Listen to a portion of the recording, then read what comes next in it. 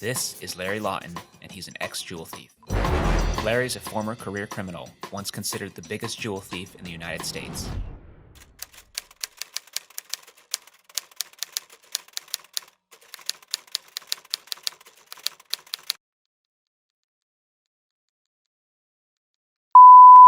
All of a sudden I hear her say, they're coming. And I jump out of my chair and the door flies open and they got guns in my face.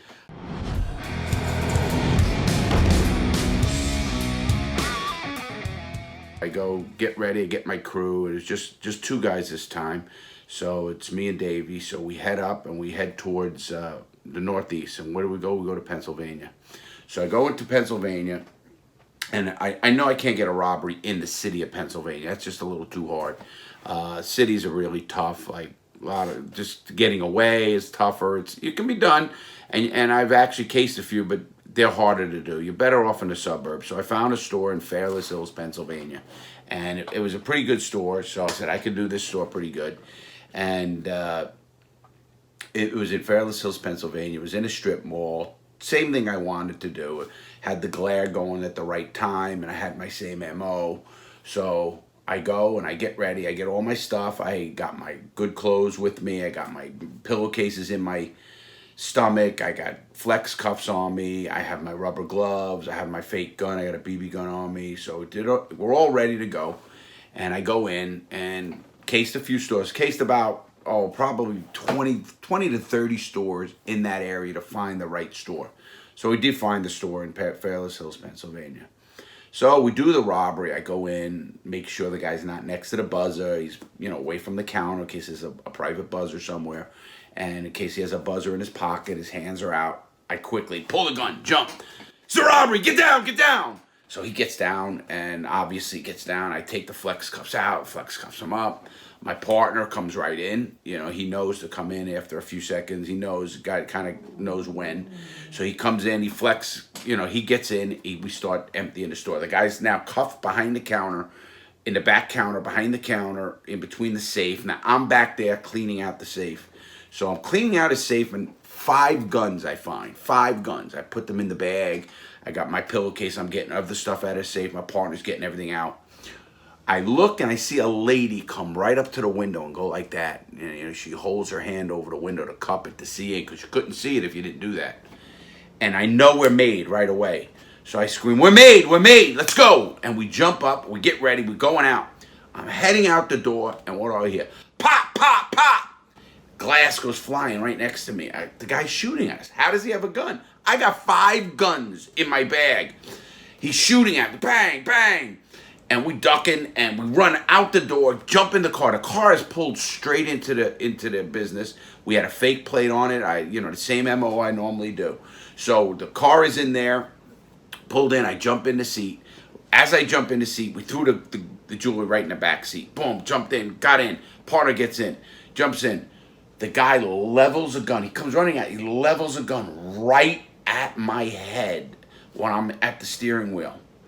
As he levels that gun, I duck. I duck like that, and the shot goes off. It comes right through the windshield, comes in, it goes through, skims my head. My partner lays down on the in between the seat, the 2 seats, and he lays down, and a bullet goes through his back, because he was laying down. It goes through his back and into his arm.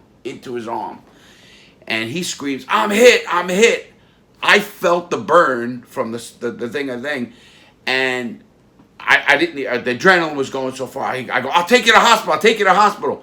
He says, no, let's get to Brooklyn. Now he goes, he's hit now. He knows he's hit. He don't know how bad, he just knows he's hit. So now I got a bullet hole dead center of the windshield of the car. How do you get through? I know I got to go through tolls on the Jersey Turnpike, and I got to go through a toll going into the Turnpike from Pennsylvania. I'm in Pennsylvania. I got to go to Brooklyn. It's about an hour and a half ride. So what do? I see a 18-wheeler up ahead. I pull up straight close to the 18-wheeler, right in the back of the 18-wheeler. So the 18-wheeler goes. I pull up real fast past the booth. Now the booth is on the side of me. the front windshield is past me, and I'm giving the person the money. I had the money all set and everything ready. I go to give the money in, and I hear on the radio in the toll booth, be on the lookout for a late model, and they gave the color of my car, but I could see that the toll booth person wasn't paying attention. I give the money, and that's it, and I take off. So I'm gone already. Now, I knew that it's here. If I went 3 minutes after what happened there's no way they would have been on the lookout for that car coming through and all that kind of stuff. I would have been caught right then and there. Or it would have been a chase, and what would have happened, I don't know. So here I am, we're heading, going to Brooklyn. We go, and I got a bullet hole right in my thing. What do you do? Well, the rent-a-car I had was from Florida. Now, if the rent-a-car was from New York, in New York City, and I think even Pennsylvania, they put a registration in the corner, left corner of the car is where they stick the registration. So then you're done. If you change the windshield, you got to change that sticker. So anyway, we don't have that problem. We get to Brooklyn. Now, I don't know that I have blood trickling down my head right here. I looked in the mirror, but you couldn't see it because it was like on the side, and you couldn't see it in the mirror, and you're paying attention. And my brother's hit. He's hit, and he's got the bullet in him. So we get to the home stretch bar. We pull up to the home. We race into the bar. We go up to the second apartment on the second floor. We had an apartment there that we used to play cards with and stuff like that. And there was an old lady on the third floor. But we had the second floor apartment. And so here we are. We get in there and we get cleaned up. Now what are we going to do? Well, first thing to do is we send the car to Brooklyn Auto Glass. Brooklyn Auto Glass, connected joint. Go down to Brooklyn. They don't question anything. I'm going to go. First, we clean up my brother and clean me up. I'm all right. I just have a scratch through my head. It was like a grazed thing. Another 2 inches, I'm dead. They would have blown my brains out. But I didn't have, luckily, didn't get hit.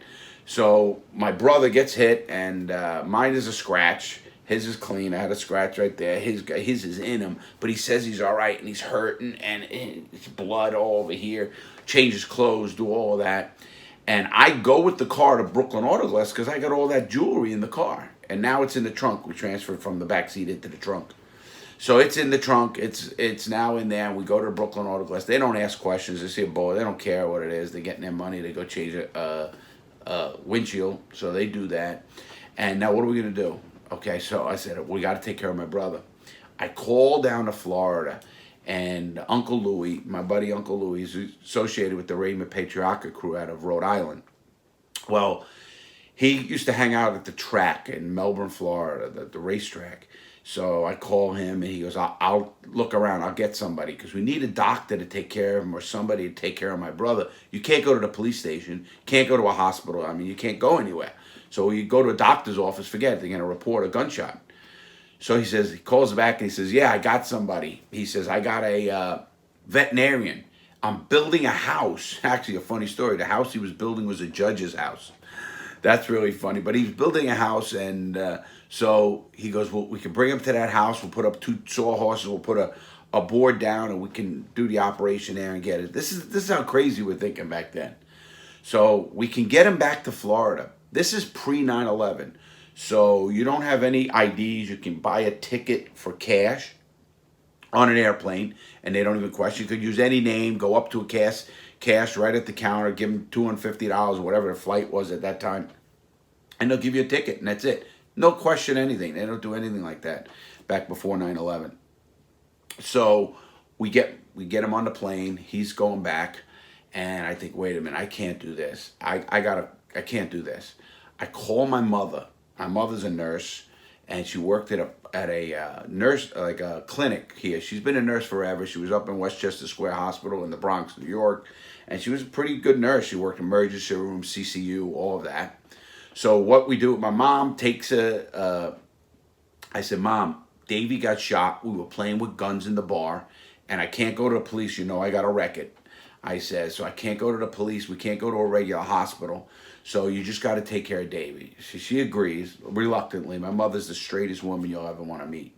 So she reluctantly agrees, and she takes care of my brother. He gets down here.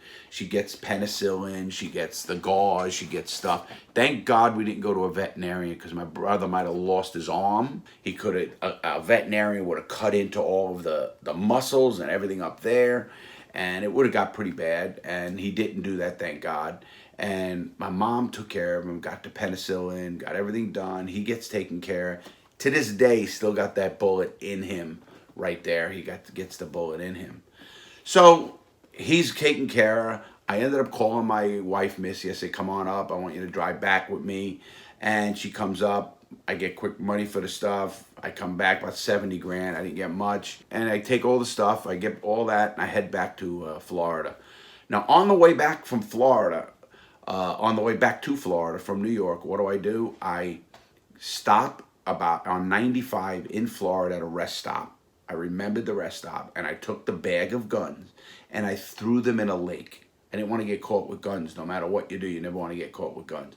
I threw the bag of guns, 5 guns, into a lake at a rest stop. Tell you why it's important. It's one of the best moves I ever made. I end up taking the guns, throw it in a lake, get down to Florida. I think I'm good. Okay, everything's right. We're looking good. Nobody's caught. Nobody hears anything like that. So we're good. So things are going good. Little do I know at this time, the FBI is floods the area in that Fairless Hills area. They go to every store. I didn't notice at the time. This is what they did. So they go to every store and they ask for the same MO. Did a guy in a nice suit come in here and looked like he, wanted to buy a ring? They had the MO down, but they didn't know who I was. So sure, one lady says, yes, we had a guy. Now this is not the store I robbed. A lady says, no, there was a guy who came in with that MO, and I got his license plate number. So the cop said, okay, who was it? She gave the plate number. Sure enough, they run the plate number. Well, the plate number's not registered to me. It's registered to Fat Tony. Tony was my neighbor who did my bookmaking stuff. Great guy. And he didn't do anything about robberies. He knew what I did, but he didn't, know exactly anything. Never knew a robbery. Never was on a robbery. Didn't know the people involved in a robbery at the New York end or anything like that. So they look him, and he's heavy. He's about 325 pounds, 350 pounds.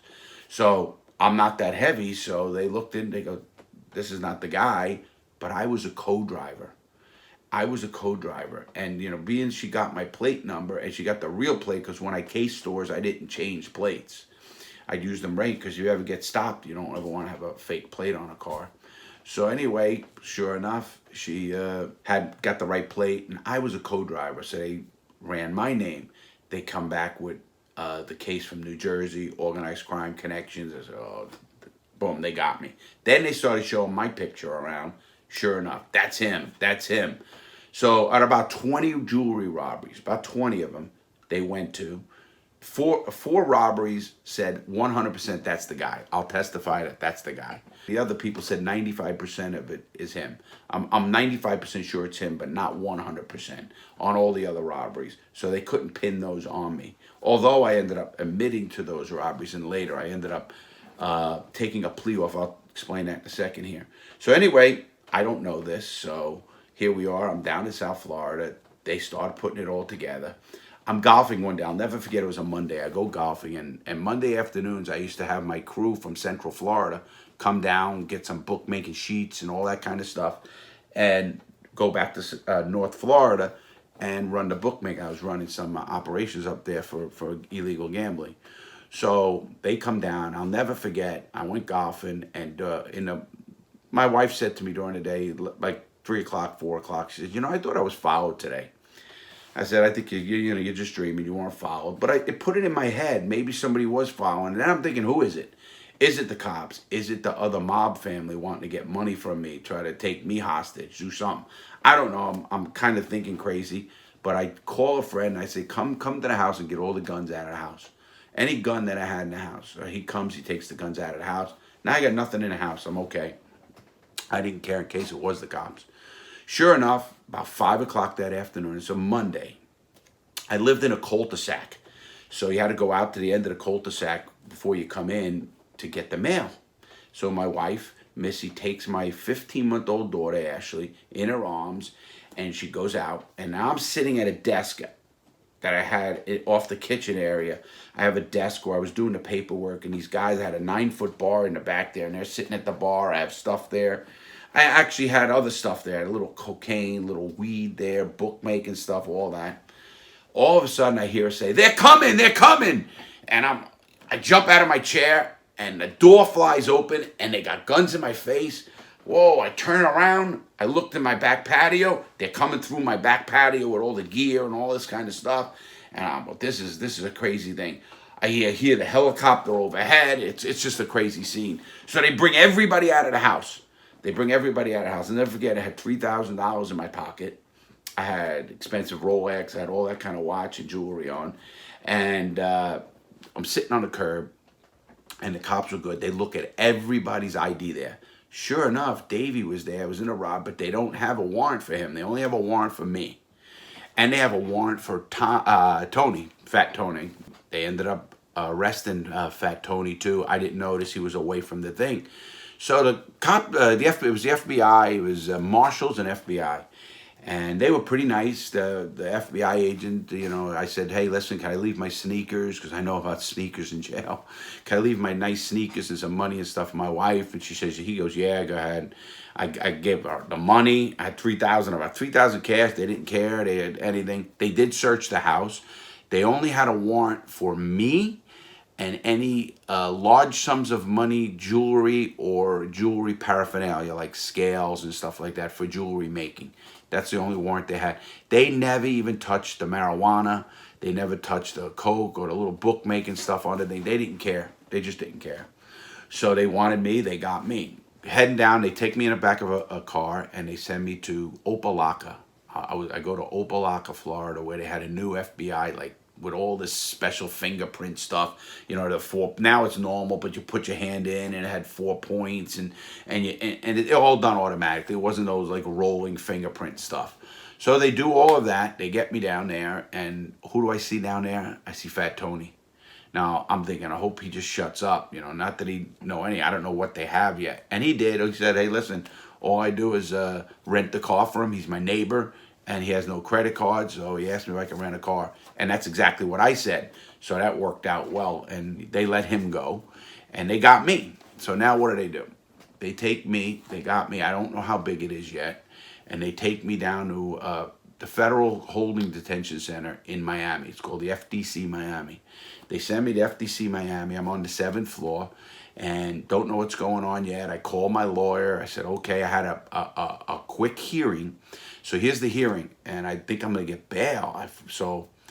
My thought was, let me get bail. If I get bail, I'm running. I'm gone. I'm going to go to Costa Rica. I know enough people. I can get money, and I can pay off whatever bail that I put up. My dad, who puts up his house or whatever he does, I can get bail. So I'll never forget, in the courtroom is my parents in the back. My wife is in the back with the baby. And this is the next day. You have to have a bail hearing real quick. So within a day or two anyway. So I'm in there, and the lawyer says, there are only 2 reasons you can't get bail. One is you're a flight risk, and the other is you're a threat to the community. It's the only 2 reasons. If you could prove other than that, then you're going to get bail, no matter what the charge. So sure enough, the government makes a case, and my lawyer says, Your Honor, he's not a flight risk. I had a case with him in New Jersey back a few years ago. We had to fly back and forth. It was on a drug case, and it ended up being minor, but he didn't know that. If he was going to run, he could have run then. Sure enough, so the judge goes, he's not a flight risk. Boy, did the prosecutors panic. They jump up, Your Honor, he's organized crime. He's got connections with organized crime, and he's now a threat to community. We don't want him out there. The judge, man, was thinking about it. I'm thinking, I'm getting bail.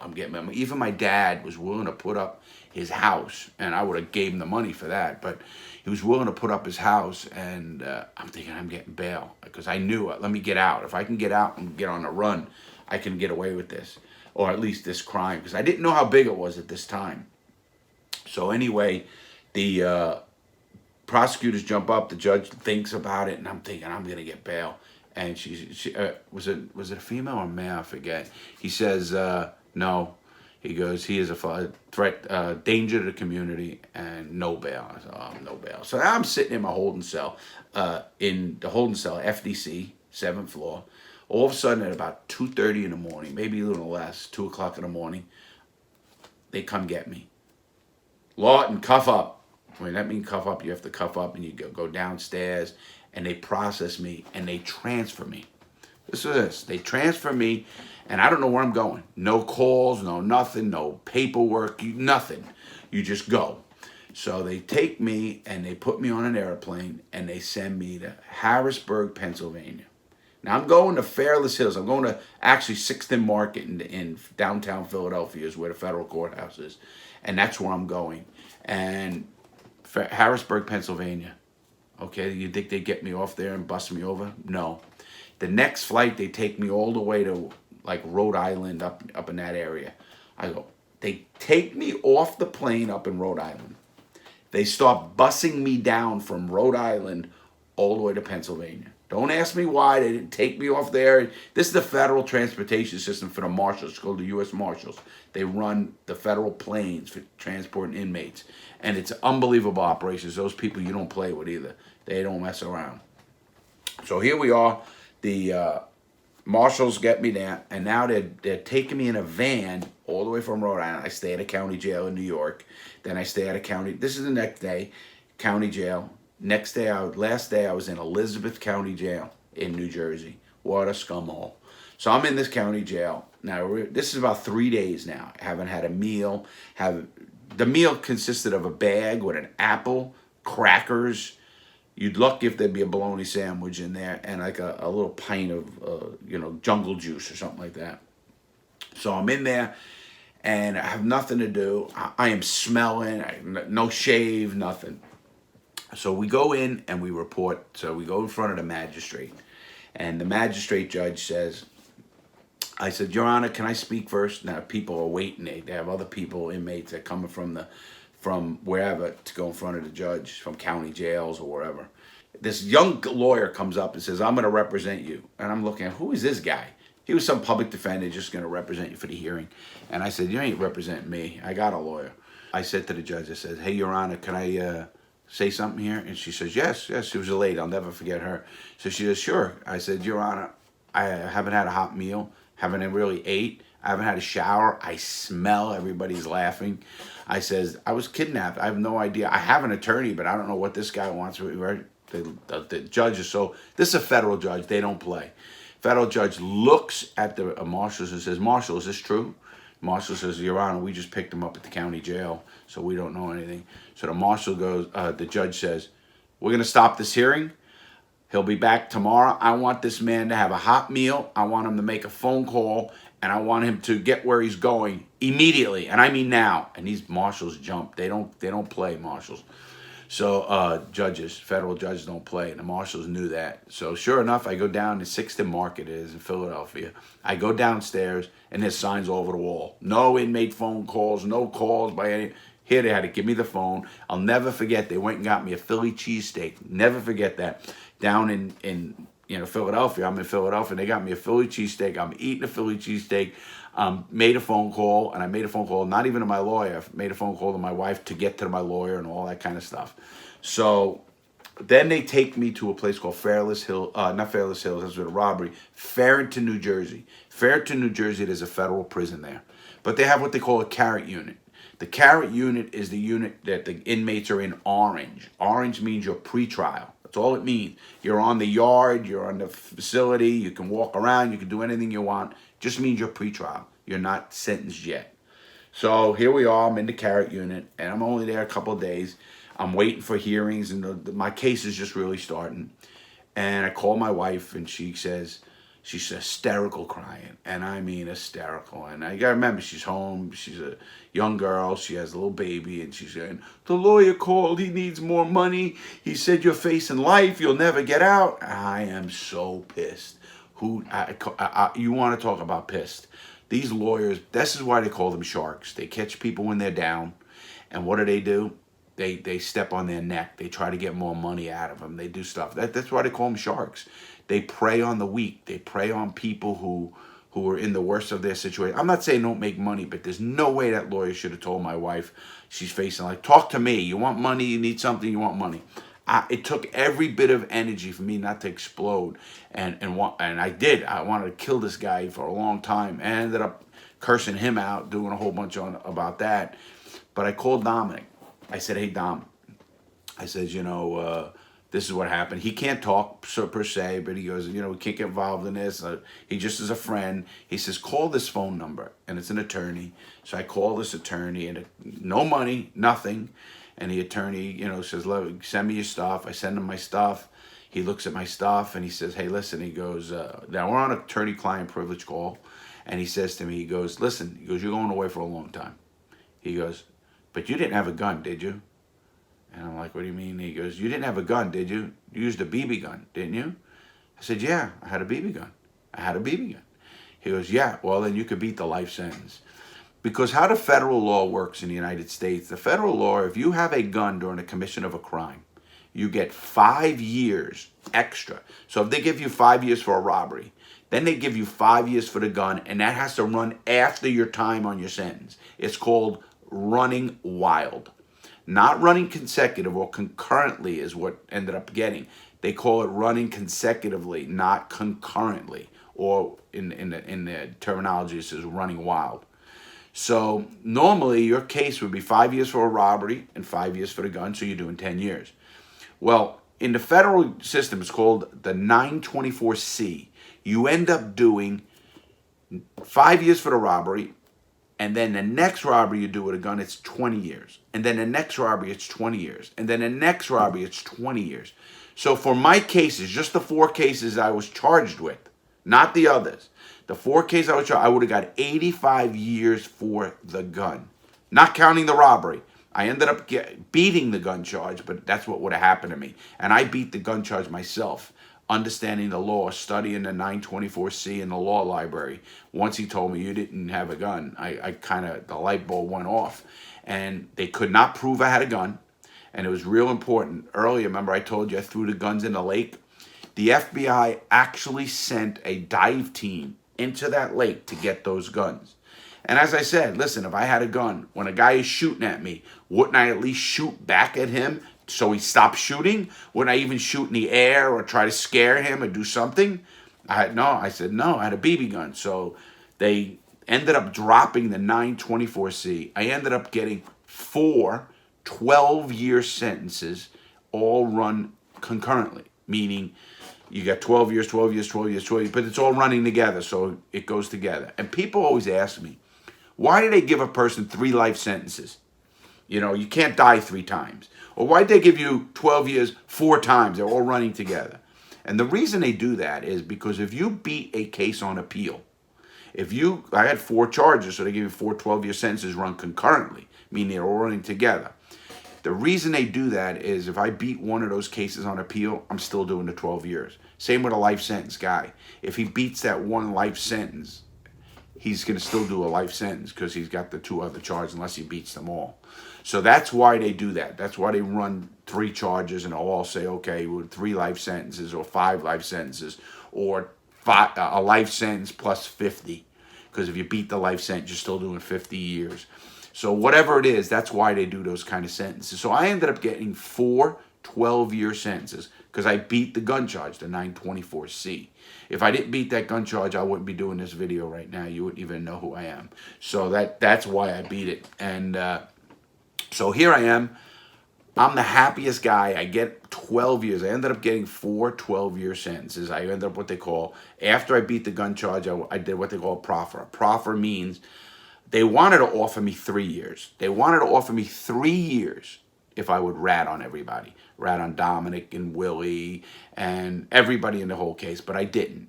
I ended up saying a proffer. Proffer means you just tell about what you did and the crime, and that's it. So I told them my partner was John Rodriguez, thinking I'm a slickster. How many John Rodriguez's are in Miami? Got to be a zillion, right? Okay, so they end up investigating. I'll tell you how I know this. They end up investigating John Rodriguez's for forever. And they can't find a John Rodriguez. Okay, that's your partner, John Rodriguez. They accept everything. I go. Little do I know, 5 years later, when I'm in prison, I ended up getting charged with, it's a crime called filing a false statement. It's the exact same charge Bill Clinton got for filing a false statement with Monica Lewinsky. Bill Clinton and I got the exact same charge. That was 5 years later. I ended up running a case, and I'll talk about that later in the book about what happened with that case, and it's a pretty wild story there. But anyway, so I ended up getting that 12 years, and I'm ready to go. I said, "Oh, I'm like the happiest dude in the holding cell in federal prison who just got 12 years. 12 years. I didn't get 3. I didn't rat. I wouldn't rat. I ended up getting 12 years in prison, and I'm happy. I'm back in a holding cell because most of those people are rats. Most of those people don't give a shit, and they're all ratting on each other and stuff and getting 3 years. You should see them come back in the holding cell, which is down below the courtroom or next to the courtroom. It's down there, and that's where they hold you before you go back to wherever you're staying in the prison system or the county jail system or whatever you're going to be staying at. And you should see all these guys crying like babies. I mean, I laugh at people today. Oh, I'm a tough guy. I'll hang tough and all that. It's all bullshit. I faced the devil. I was facing a life sentence and didn't tell. And it's in my nature. It's not like I said, I don't despise, I do despise rats. I think people should have some kind of honor, at least have a word. At least their word should mean something. And that's how I believe, and I'll always believe that. But it's pretty wild thinking about what I just said. And so that's how it goes. So now I'm ready to go. I'm ready to go to jail. And now I'm heading. So I'm in the holding cell, and then my next stop is on the way to jail. So, I get told at the end that you're going to be going to USP Atlanta, United States Penitentiary Atlanta. At the time, it was the worst prison in the United States. It was crazy prison. We had more murders there, more assaults there, maximum security prison in Atlanta, Georgia. And as a white guy, you're done. Even a black guy, you're done. But now talk about racism. I'll talk about that in a minute because I have a lot of black friends. I say, listen, you don't know what race it is. I know what it's like to be black because I was in a prison with 15% white, and I was the minority. That's why I feel for you when things are done. But that's a whole nother story we're going to get into. That's the end of chapter 7 in the summarization. I hope you liked it. Obviously, next chapter is going to be chapter 8. It's going to be my journey to Atlanta. You can listen to this whole thing when I read it on Spotify and iTunes, and the links below. You can listen to it or pass that around. If you like what we're doing, please spread the word. Please pass it around. I'm trying to make a big platform so I can make changes in this world, in the prison system. You're going to see about that. Hope everything was going well. Hope you had a great holiday, and you have a great new year too. And we'll be back next for chapter 8. Thank you.